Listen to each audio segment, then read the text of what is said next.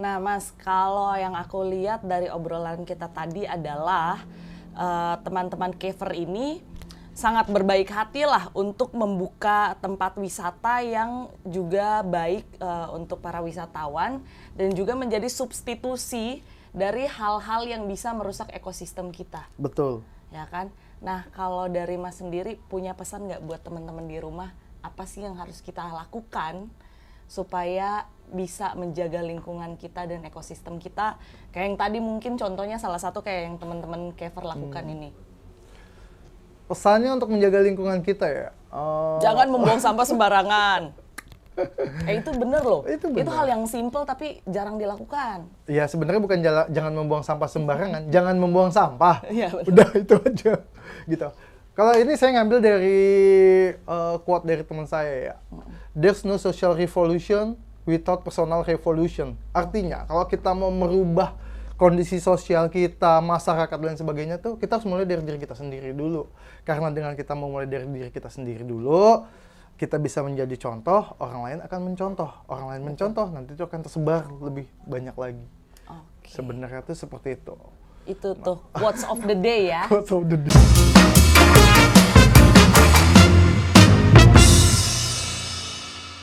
Kembali lagi bersama gue Cynthia Tengens, masih di Outdoor Pro Takeover bersama dengan Mas Yuda. Hai. Nah, Mas Yuda, Iya. udah break, udah minum dulu tadi. Udah lengkap pokoknya. Udah lengkap ya, udah minum, udah makan, udah Udah bisa kita, napas. udah napas, udah bisa kita siksa lagi dengan pertanyaan-pertanyaan. Boleh, mumpung lagi seger. Betul. Oke Mas, aku mau nanya nih, peranan apa sih yang bisa dilakukan oleh anak muda zaman sekarang nih ketika melihat wilayah Kars dengan segala macam hal yang terjadi di dalamnya nih?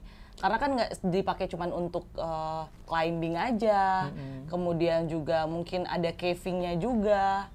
Tapi peranan anak muda sekarang tuh seperti apa nih Mas? Berat nih ya. Peranan anak muda sekarang untuk pengembangan kawasan Kars, untuk melestarikan Kars dan lingkungannya tuh, kawasan Kars rada rumit sih kalau mau ngejawabnya ya. Karena pertama itu harus orang setempat atau kita yang memang memiliki kepedulian terhadap kawasan Kars itu, ngerti tentang kawasan Kars tersebut. Karena kawasan speleologi, kawasan Kars itu adalah salah satu pokok bahasan yang ada di speleologi, dan speleologi banyak ilmu pengetahuan yang termaktub dari situ. Jadi ya paling kalau mereka posisinya ada di akademis,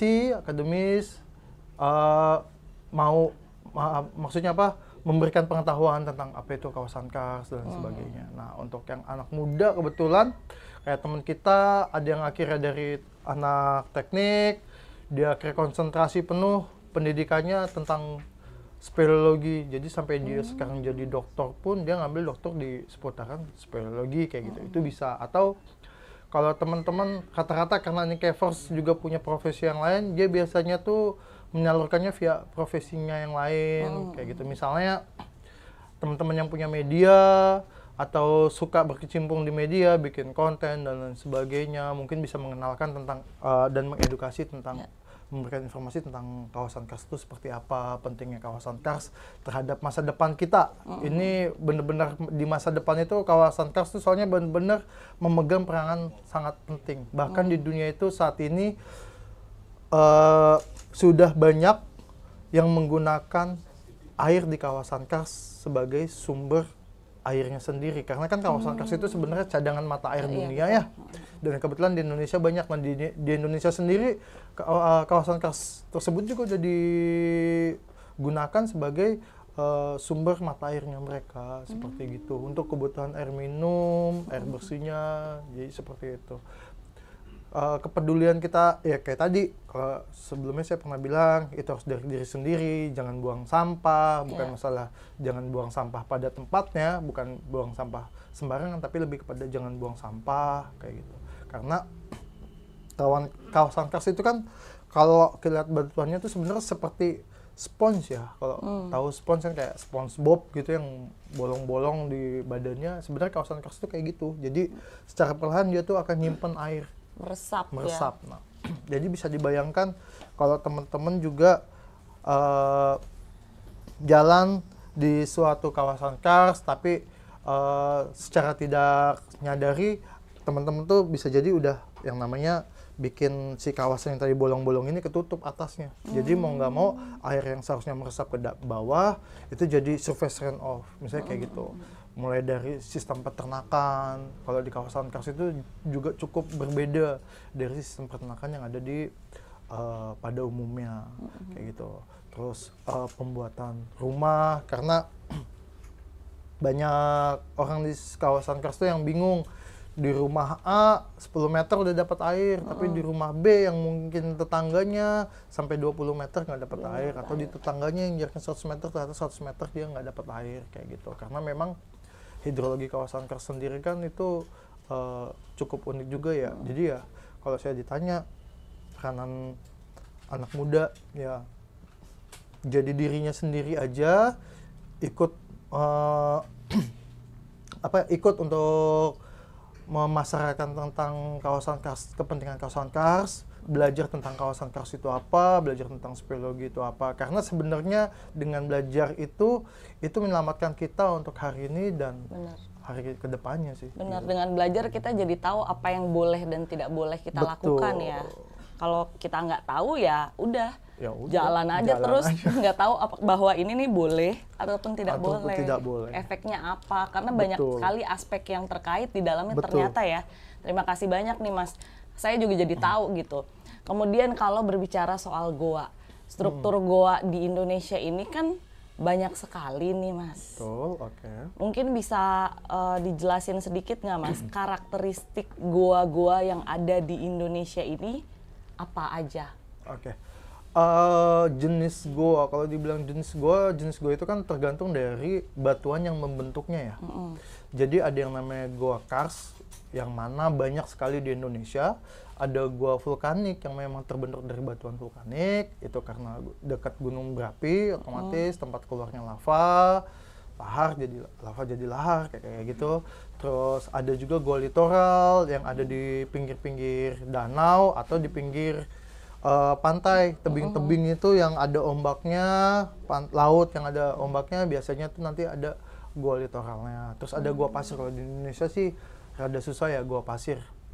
Gitu. Terus goa es, kalau es juga di Indonesia nggak ada goa es. Nah, masing-masing dari karakter goa tersebut, dari pembentukannya itu dia punya keistimewaan masing-masing. Misalnya kalau kita masuk ke goa litoral yang tadi saya bilang terbentuk dari hasil hempasan air laut yang lama-lama bikin curug lama-lama menjadi goa, itu kan banyak tuh posisinya di goa di Indonesia tuh source-nya juga ada banyak. Nah, kalau masuk ke goa yang kayak begitu, yang harus diperhatikan adalah goanya tuh memang dangkal dalam artian nggak sampai dalamnya 100 meter, berapa puluh meter gitu. Itu biasanya memang dangkal. Tapi yang harus perhatikan adalah jangan masuk ke goa tersebut, bukan jangan masuk, harus keluar dari goa tersebut sebelum air pasang laut naik. Iya, ternutup lagi. Karena nutup. Dan itu nanti keluarnya udah pasti harus nunggu besoknya. Syukur-syukur kalau kita bisa dapat ruangan yang berongga yang nggak ketutup batas level air kayak gitu. Nah, kalau di kawasan kars juga sama, karena tadi saya bilang kawasan kars itu kan spons ya, nampung air. Jangan pernah masuk di kawasan kars itu pada saat musim hujan untuk goa yang memang masih hidup. Hidup ini artinya masih ada air yang melewati situ, ada sungai bawah tanahnya kah, dan lain sebagainya. Lebih baik jangan dilalui kayak gitu di musim hujan. Makanya banyak caver itu yang melakukan kegiatannya di musim panas, kemarau. Musim hujannya biasanya ngapain? Biasanya ada macam-macam, ada yang malah air terjunan, canyoningan dan sebagainya, karena justru lebih menggiurkan, ya lebih menyenangkan ketika canyoningan gitu. Nah, kalau kayak gua vulkanik, ini kan bekas lorong lava sebenarnya. Gua vulkanik itu kan terbuat dari kayak gitu. Nah itu paling ya saya sih belum pernah sampai banget ke gua vulkanik ya, makanya itu salah satu pengen kita capai ke situ. Tapi di gua vulkanik ini ya paling karena batuannya batuan beku kayak gitu. Paling itu sih Mbak. Jadi lebih banyak yang saya tahu horizontalan, tapi ada juga gua vulkanik yang vertikal gitu. Dan biasanya lebih ada yang bilang ini lebih serem gitu, tapi nanti akan saya ceritain di selanjutnya tentang gua vulkanik gitu. Di selanjutnya di sini. Di sini sekalian aja. Oh, sekalian. Oke. Mas, aku mau nanya juga dong soal cave diving. Itu tuh gimana sih? Tadi kan Mas sempat nyebutin tapi belum terlalu dalam lah. Aku tuh kepo sebenarnya. Cave diving ini sebenarnya fatality rate-nya tuh sampai 55 ya kalau di kita fatality rate-nya. Nah, spesifikasi untuk cave diver sendiri kalau di dunia diving itu kan dia harus 1000 jam. 1000 jam diving gitu. Dimulai dari situ. Nah, kalau saran saya kalau ada teman-teman yang memang mau cave diving, lebih baik juga belajar tentang caving dulu. Jadi udah mengetahui karakteristik gua tuh seperti apa. Betul, misalnya ketika lorong ini tertutup air tuh akan seperti apa dan lain sebagainya. Kayak gitu. Memang spesifik yang lainnya ngikut ke spesifik diving gitu. Karena banyak kan nitros diving dan sebagainya gitu. Tapi ya untuk awalannya kalau teman-teman yang udah tahu tentang gua itu nanti bagaimana, aliran sungainya di gua itu seperti apa, itu lebih membantu sebenarnya. Jadi lebih bisa mengantisipasi hal-hal yang tidak diinginkan juga ya. Betul, karena kan ada beberapa gua stalaktit, stalagmit, itu kan berbeda ketika kita ada di lautan gitu kan. Betul. Terus yang kedua ya di laut juga ada current kan, ada arus, tapi ini kan arus sungai bawah tanah kayak gitu. Terus posisi gelap dan pasti sempit, ada juga sih yang lega tapi biasanya juga sempit kayak gitu. Jadi ya tergantung itunya. Mas, sempat viral itu kan kasus yang di Thailand, inget nggak? Yang Ingat. anak-anak Yang 13 anak itu. iya terjebak di dalam goa, terus kalau nggak salah itu ada airnya ya? Iya betul. Ya kan, kemudian juga memakan korban jiwa. Ada 1 orang korban jiwa malah dari rescuernya. Betul. Nah, menurut Mas, kalau dari pandangan Mas kan memang tidak ada di sana, cuman kita semua mendengarkan informasi lah. Kalau pandangan Mas sendiri sebagai seorang caver gimana? Jadi ini apa ya? Saya belum sampai spesifikasi untuk mengomentari tersebut ya, tapi let's say kita cuma mau nyoba kira-kira gimana sih gitu. Pertama gua itu kan horizontal aslinya dan itu emang gua wisata sebenarnya. Jadi penduduk di sana tuh sudah sangat sering untuk masuk ke sana. Pantes korbannya juga kan anak-anak waktu itu kan ya? Anak-anak, emang waktu itu gitu. Nah, bagusnya dari pemerintahan sana itu ketika ada kasus seperti itu nggak di blow up di media dengan sorry itu saya, tapi misalnya kalau di Indonesia tuh keluarganya disorot, diambil empatinya. Kalau di sana tuh enggak. Gimana perasaan? Gitu, jadi ada firasat. Betul. Kalau di Indonesia kan seperti itu, kebanyakan. Nah kalau di Thailand tuh yang bagusnya tuh nggak ada yang kayak gitu, sama sekali nggak ada yang kayak gitu. Jadi mereka tuh bener-bener ditutup informasi tentang si anak. Bahkan itu kan sampai difilmin ya, secara dokumenter sama film yang benerannya di 13 Live gitu. Aku lihat keduanya itu emang bagus. Jadi bahkan sampai si anak ini ketika selamat 1 gitu, itu nggak ada yang dikasih tahu. Yang selamat ini anak yang mana gitu. Dia anak yang mana, dia anak yang mana, dia anak yang mana, sampai semuanya keluar semua. Baru dikasih tahu semuanya selamat gitu. Karena ya itu juga untuk mencegah emosi yang berlebihan dari keluarga gitu. Menjaga perasaan. Kan kasihan jika nanti dalam proses tersebut ada anak yang ternyata ya maaf tapi lewat kayak gitu. Nanti kan gimana perasaan keluarganya ketika tahu gitu, cemasan dan sebagainya. Menurut saya operasional di Thailand itu cukup bagus gitu. Dan sistem kerjasama mereka yang mereka juga ngundang para cave diver di dunia yang memang udah tahu tentang gimana caranya menangani banjir di goa, cave diving di goa untuk penyelamatan dan lain sebagainya, itu mereka memang udah bagus, itu memang ahlinya gitu. Makanya kalau sistemnya bagaimana nih,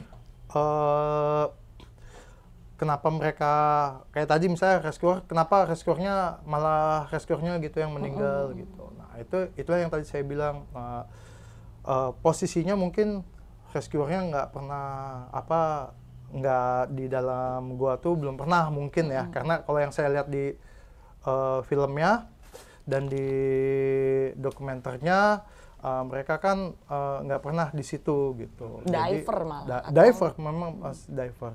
Nah gitu. Terus mungkin ada teknik yang mereka tidak ketahui gitu. Jadi penggunaan oksigennya, tata cara menyelam di dalamnya, seperti itu. Nah, kalau yang kebetulan waktu itu kalau nggak salah tim Inggris ya yang berhasil masuk dan menemukan yang pertama kali kan.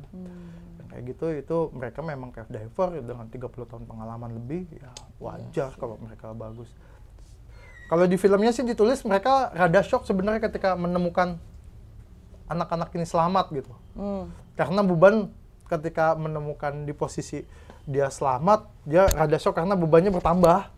Harus mengeluarkan ini anak selamat dong. Dan banyak beban tuh jadi secara mental katanya dia bertambah. Nah, kalau saya sebagai rescuer ketika menemukan yang begitu mungkin juga wah beban gua bertambah nih gitu. Karena waktu itu mereka berpikir udah 7 hari kalau nggak salah itu 7 hari. Iya, sempat seminggu tuh. Iya, sempat seminggu dan belum ketemu gitu.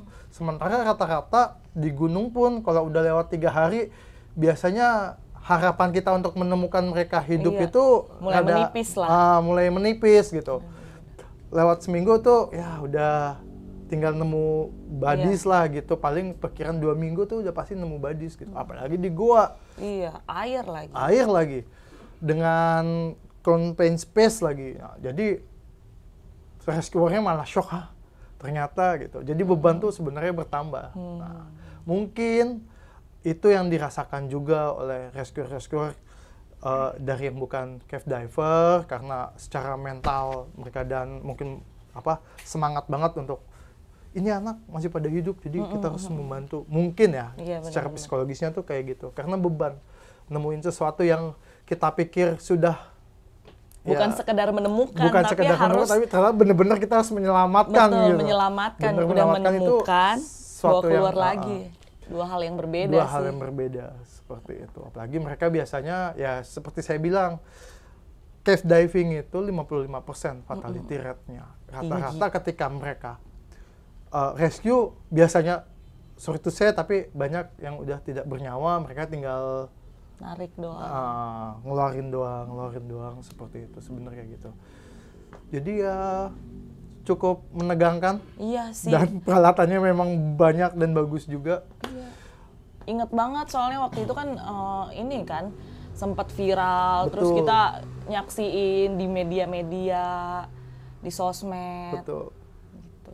Nah, kalau diperhatiin tuh di filmnya tuh juga dibahas tentang geomorfologi sebenarnya. Ada orang yang ahli hidrologi di situ ngasih tahu ini gua ini terlalu banyak lubang-lubang di mana inlet untuk air masuk tuh banyak. Jadi ini pasti jadi kita harus bendung ini. Itu di filmnya tuh ada dikasih tahu. Jadi aku tuh cukup respect sama film tersebut karena memang dia kayak menggambarkan kejadian kalau gua tuh seperti apa sih, ternyata emang benar ada. Dari segala aspeknya. Iya, dari segala aspeknya sampai dia buat bendungan dan lain sebagainya. Gitu. Nah, itu ya menurut saya secara pribadi itu keren sih. Jadi memang integrasi penyelamatannya, belum lagi rakyat Thailand yang waktu itu emang oke-oke banget lah. Terus pendakian, ya jadi bisa dilihat tuh gua tuh ternyata ada gunung dan lain sebagainya. Macem-macem. Nggak sekedar di pikiran kita, gua tuh batu terus dalam lubang begitu doang. Ternyata ada lembahan, ada gunungan, guanya ada masuk ke situ. Oke, Mas bisa dijelasin nggak kalau misalkan dari Mas sendiri kan sudah berpengalaman ya dalam bidang ini, kemudian mengenal juga speleologi soal goa, kars, dan sebagainya macam. Kalau dari Mas sendiri, pelatihan dan pengetahuan apa sih yang dibutuhkan untuk mengelola kawasan kars? Pelatihan tentu manajemen pengelolaan goa ya. Kalau untuk membuka goa wisata di kawasan kars itu ada kita surveinya dulu, terus manajemen pengelolaan goa. Tadi masalah lingkungan hidupnya itu juga kita pelajari, termasuk kayak tadi saya bilang ketika di kejadian di Thailand kita lihat ada inlet, nah itu juga harus diperhatikan. Oh ini nanti sekian, berarti ini titik bahayanya yang bisa cuman orang awam boleh sampai sekian. Ini kesini nanti berarti boleh, tapi dijadikan wisata minat khusus. Nah, itu kita harus ada zonasinya seperti kayak gitu. Terus beda lagi zonasi goa, yang jadikan goa wisata, zonasi parkir, sama zonasi souvenir gitu. Itu nggak boleh di satu zonasi. Iya, Jadi memang itu harus diatur seperti itu. Termasuk titik letak bangunan, titik letak toilet, karena jangan sampai toiletnya pun yang dibuat itu harus kedap air, nggak boleh ada satupun nanti yang keluar dari toilet tersebut karena bisa mempengaruhi dalam guanya. Gitu. Oke Mas, ada nggak sih keinginan yang belum tercapai nih di dunia caving atau di wilayah Kars sendiri yang mungkin Mas pengen caving di mana kah, atau pengen mengelola Kars seperti apa kah? Ada nggak keinginan itu dalam diri Mas Yuda? Pasti ada ya, karena Apa kita tuh? udah Ceritain. Kita kepo. Oke, keinginan pertama mungkin pengen ke Grubera. Grubera tuh salah Itu satu di gua mana? terdalam. Slovenia kalau nggak salah, saya rada-rada lupa. Itu kedalamannya di atas 2000 meter. Pengen banget ke situ, cuman ya jauh. Pengen yang kedua itu sebenarnya pengen caving di mana namanya, Papua. Karena apa? Karena banyak lubang-lubang yang kita lihat di sana bagus. Bahkan ada yang tetanggaan sama si Kartens piramidnya nih, si gunungnya. Cuman masalahnya adalah kalau untuk ke sana itu high cost, biaya tinggi gitu. Terus kalau pengelolaan kawasan itu lagi kepengen banget bikin salah satu daerah Sulawesi, Morowali Utara sebenarnya. Itu aku pengen banget itu dijadiin geopark gitu. Lagi menginisiasi tim di sono, Pemdanya di sana, gimana caranya itu bisa jadi geopark. Karena di sana itu ada lukisan tangan ya, tangan purba. Itu udah dicek juga kata almarhum Dr. Pindi, yang kebetulan juga Presiden IKSP yang ketiga. Itu dia bilang bahwa di situ tuh jangka waktunya itu sama dengan yang dia temukan di Sangkulirang gitu. Jadi itu lukisan tangan gua, dan itu adanya di tebing di pinggir laut. Yang tangan merah-merah. Tangan merah-merah Iya, itu. Kayak di Papua juga ada yang kayak gitu tuh kan. Jadi memang itu adalah bukti otentik kalau di situ, di sebuah gua itu ada kehidupan manusia goanya gitu. Itu yang ketiga lah. Yang keempat, tadi saya ngomongin tentang gua vulkanik. Ada satu gua vulkanik di Bali, deket gunung. Ini karena kenapa deket gunung dulu? Besok aku nyari sepatu outdoor kok, bantuin ya. Boleh, Kan nanti aku temenin. Sip. Ada tokonya di Bogor, toko Esta. Jadi itu banyak produk-produk outdoor pro, mau sepatu, mau sendal. Nanti aku temenin ke situ deh. Oke, siap. Oke. Jadi di vulkanik itu karena dekat sama gunung sekali lagi. Kita sebenarnya bukan cuma pakai boot, kalau di gunung ya pas harus pakai sepatu gunung gitu Iya kan. benar, biar aman. Itu ada lubang, udah ditelusuri sama tim kita, sama teman-teman yang ada di Bali. Mereka tuh 170 dan belum mentok kedalamannya. Dalam banget dong. Iya, 170 belum mentok. Kita prediksi mungkin bisa di angka 300 sampai dengan 500 kedalamannya. Kalau itu benar jadi 500 itu bisa jadi gua vulkanik terdalam di Asia. Ya minimal Asia Tenggara. Mas, tapi aku mau nanya nih, di pikiran aku tuh nggak nyampe nih kalau misalkan masuk sedalam itu 500 meter, terus tadi yang Mas bilang yang di Slovenia 2000-an. Itu oksigennya gimana tuh? Aman apa gimana tuh? Aman, buktinya bisa tuh yang Slovenia sampai dia 2 minggu akhirnya. Tapi apakah ada tata cara khusus untuk, biasanya kan kalau kita turun terlalu dalam, terlalu cepat ataupun naik terlalu tinggi, terlalu cepat kan pasti ada, kita harus aklimatisasi dulu. Misalkan ibarat kata ikan aja deh, kita mancing ikan di kedalaman banget, kita tarik langsung, dia langsung dekompres, itu ikannya langsung kembung. Sama halnya dengan kita diving kan naiknya harus pelan-pelan. Betul. Apakah kalau turun ke goa yang sedalam itu juga caranya sama Mas? Atau biasa aja gitu?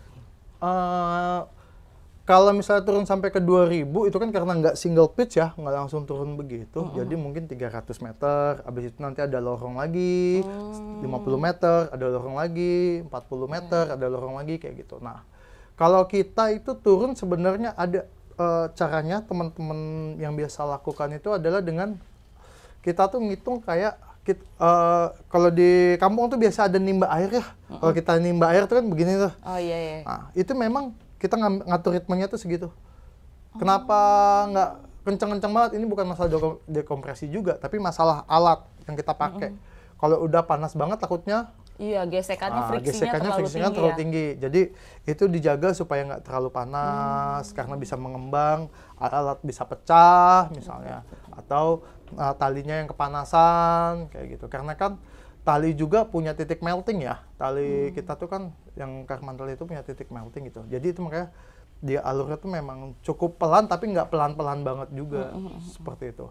Nah kalau untuk naik ketinggian biasanya sih orang lebih suka naik secara stabil Mbak. Ini karena gini, ibarat kita lari sprint sama lari maraton tuh kan beda. Iya, iya. Lari sprint emang orang cepet-cepetan, cerut gitu kan. Tapi kan kalau kita mau lari maraton, itu kan kita larinya nggak langsung cepet.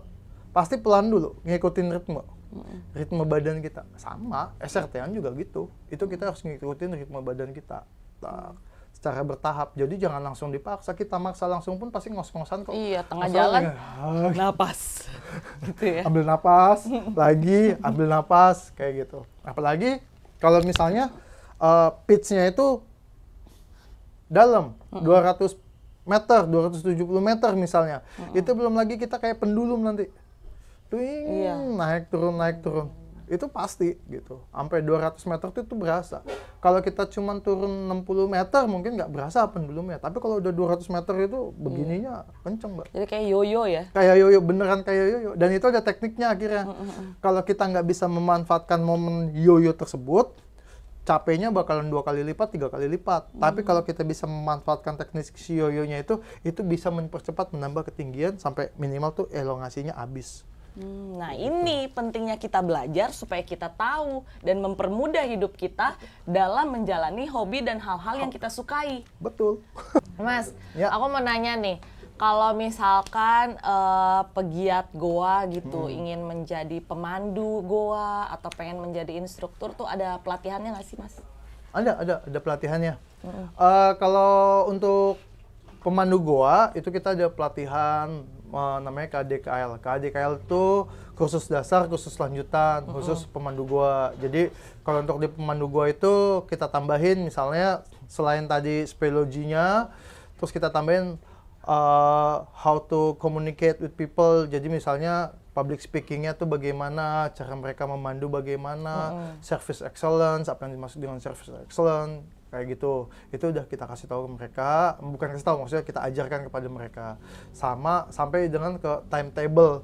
Karena di goa-goa wisata itu, terutama yang fosil, yang bisa jadi edukasi, itu memang dia harus mempresentasikan. Jadi kayak ke museum nih, kan ada pemandunya tuh biasanya mempresentasikan ini namanya dari zaman ini, bla bla bla bla, seperti itu. Nah di goa tuh juga sebenarnya seperti itu. Ini namanya speleotemnya apa, misalnya stalaktit terbuat dari berapa, sampai jauh ini kira-kira tuh berapa milenial dia bisa sampai terbentuk seperti ini kayak gitu. Nah itu harus dikasih tahu, termasuk batuannya ini terbentuknya dari apa dan sebagainya. Nah itu how to presenting itu pasti kita kasih tahu juga. Itu kalau untuk pemandu. Nah kalau untuk jadi instructor itu awalnya dari KD atau kursus dasar speleologi, terus dia harus ikut kursus lanjutan speleologi, habis itu asisten instructor,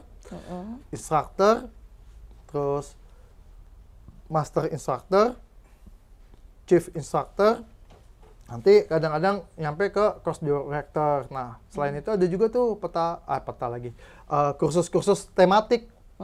Kita tuh ada misalnya kursus pengelolaan tentang goanya aja. Jadi dikelola nih goa wisata dikelola seperti ini dan sebagainya, karena supaya lingkungannya ini harus berinteraksi begini, harus ada atraktif wisata lainnya seperti ini, seperti itu atraksi wisata lainnya. Jadi nggak cuma tentang goanya aja, karena kasihan juga kalau wisatawannya nanti nggak dihibur ketika tunggu carrying capacity-nya atau kelompok yang ini keluar gitu, ini yang ini kelompok yang ini baru masuk, seperti itu. Atau tentang mapping, misalnya kita tematiknya tentang mapping nih, mapping pemetaan gua, itu kita bahas pemetaan gua dari bentuk 2 dimensi sampai 3 dimensi, sampai 3D-nya, sampai nanti itu bisa dimasukin ke peta yang dikeluarin nama dulu JIS sekarang ya, kalau dulu kan baku struktanal, nanti masuk ke peta di situ, kira-kira titiknya di mana, itu bisa, itu kita juga ada, atau serba-serbi tentang rescue, tematiknya tentang rescue di gua, vertical rescue-nya,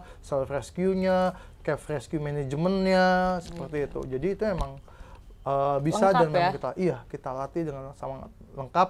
Tinggal mau ikut terus-terusan apa enggak mau kursusnya gitu. Tapi kalau sampai jenjang instruktur, semuanya harus diikuti karena di instruktur sendiri dan master instruktur itu kita kayak orang S1, S1-nya pendidikan, dikasih tahu tata cara bikin silabus, tata cara pengajaran, rencana pengajaran, nanti dia ngajarnya gimana dan sebagainya, itu semua kita kasih ke mereka di situ. Jadi nggak cuma tentang guanya aja sih kalau udah sampai jenjang instruktur dan sebagainya, ya itu tata cara penyampaian, komunikasi efektif dan sebagainya, itu juga didapatkan sama teman-teman. Oke, Mas, coba dong ceritain pengalaman Mas, kan pernah jadi instruktur juga kan?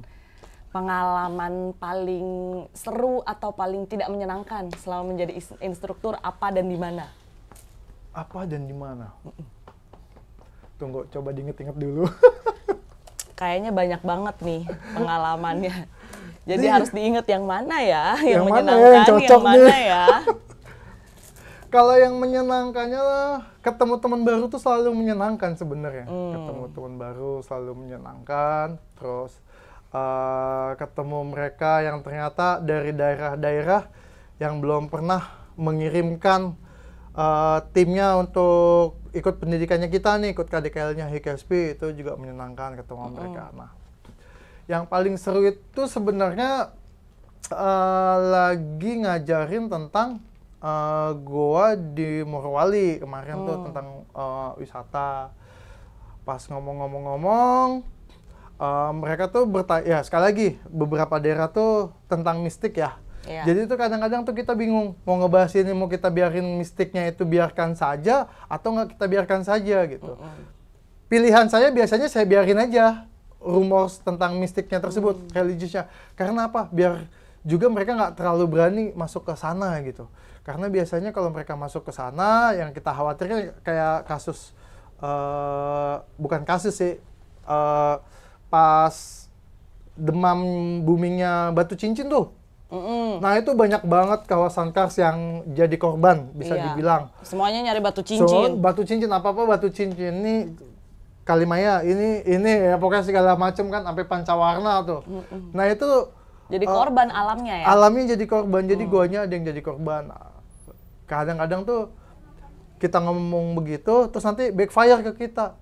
Terus masnya pernah jadi masuk, yang kayak saya bilang nih, baru habis masuk bareng sama teman-teman semuanya, yang anak didik kita lah istilahnya. Terus tahu-tahu ditanya, kok bisa basah? Yang kata saya bilang, kok bisa basah, emang masnya dari mana? Tadi Bu, kita ngobak di sebelah situ. Iya. Bilang, atau kita tuh berendam tadi di sebelah situ, mainan air, Padahal enak. menjaga kawasan Padahal tertentu. menjaga kawasan tertentu supaya nggak ketahuan. Betul. Atau waktu itu saya masih panjang rambut, terus bewoknya juga panjang. Dikira orang Goa. Bukan dikira orang gua, disangka membedi. Kalau bahasa sih dedemit ya. Oh iya. Lagi Karena- bertapa ya.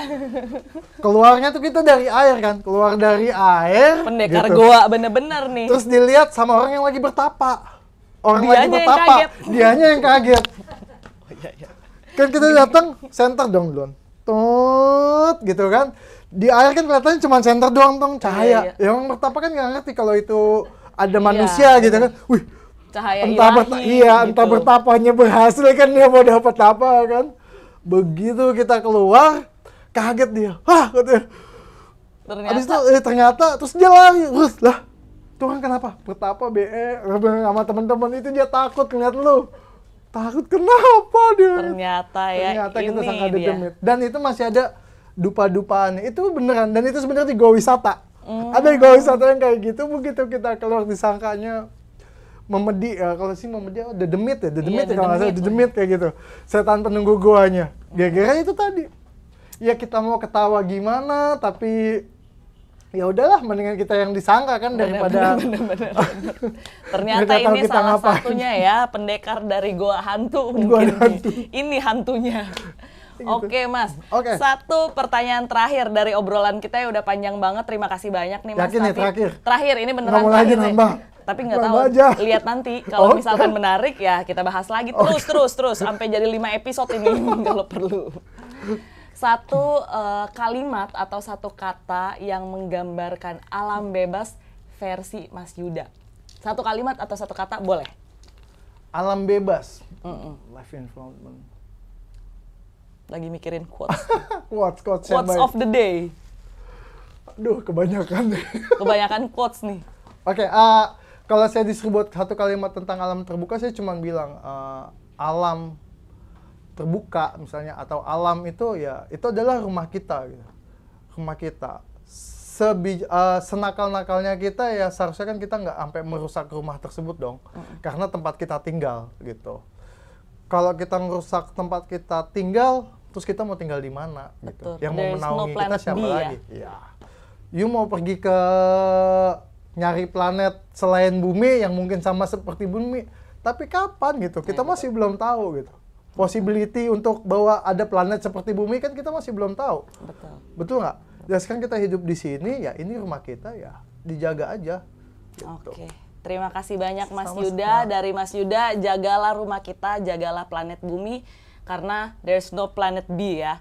Masih planet B kita adalah planet Planet bumi. Terima kasih banyak Mas Sama-sama, Yuda untuk Mas obrolan kita yang seru banget ini. Jangan lupa terus saksikan podcast Outdoor Pro Takeover episode selanjutnya. Dadah! Dadah.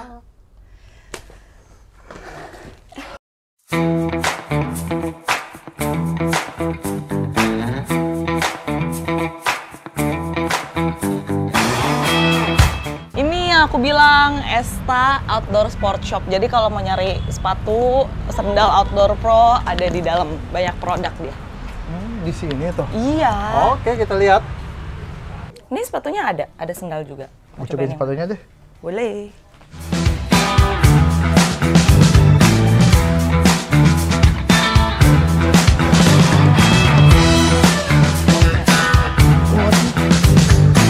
Boleh nih, Sim. Bungkus.